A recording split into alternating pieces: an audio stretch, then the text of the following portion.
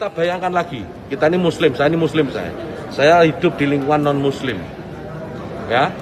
Kemudian rumah ibadah saudara-saudara kita non muslim itu bunyikan toa sehari 5 kali dengan kenceng-kenceng secara bersamaan, itu rasanya bagaimana?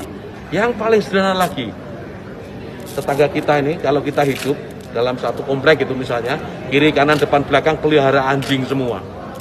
Misalnya menggonggong dalam waktu yang bersamaan, kita ini terganggu nggak? Pernyataan Menteri Agama Yakut Kholil Qoumas yang membandingkan suara azan dengan gonggongan anjing, dinilai melukai hati umat Islam di Indonesia.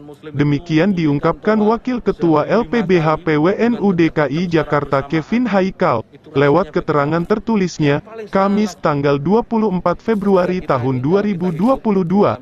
Pernyataan Yakut tersebut sontak menuai kritik dari masyarakat terutama dari umat Islam di Indonesia.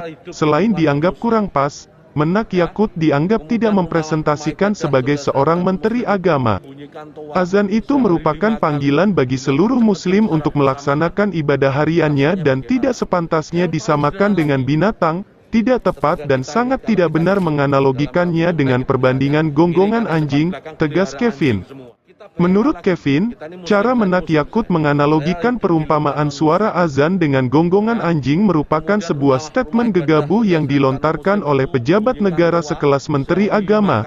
Selain itu, ini juga merupakan suatu hal yang mendegradasi dan mengkerdilkan esensi dari azan sebagai panggilan untuk beribadah kepada Tuhan.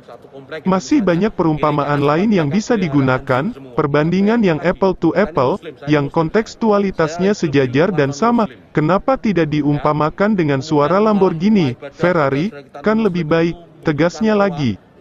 Wakil Ketua DPP Laskar Merah Putih ini menambahkan dengan menggunakan pengeras suara sebagai salah satu sarana mengumandangkan azan telah menjadi tradisi di Indonesia dan selama ini terpelihara dengan baik. Kehadiran negara yang mengatur hingga detail teknis terkait dengan aturan penggunaan pengeras suara di masjid dirasa terlalu dalam dan agak sedikit berlebihan.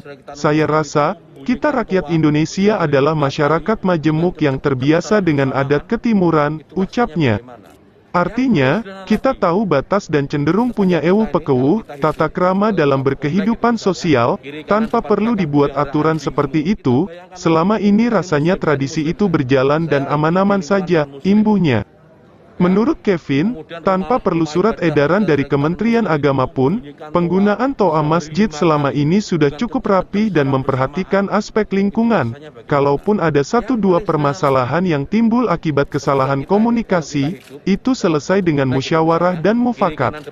Atas nama pribadi, sebagai masyarakat Indonesia dan juga umat Islam, saya berharap Pak Menteri Agama bisa lebih hati-hati lagi dalam memilih diksi atau kata, karena hal ini, menganalogikan azan dengan perbandingan gonggongan anjing, telah menciderai hati umat muslim secara general, katanya. Kevin berharap, Presiden Joko Widodo juga dapat melakukan evaluasi terkait kinerja Menteri Agama, karena ini bukan kali pertama ada pertanyaan-pertanyaan yang bersifat menyinggung masyarakat Islam.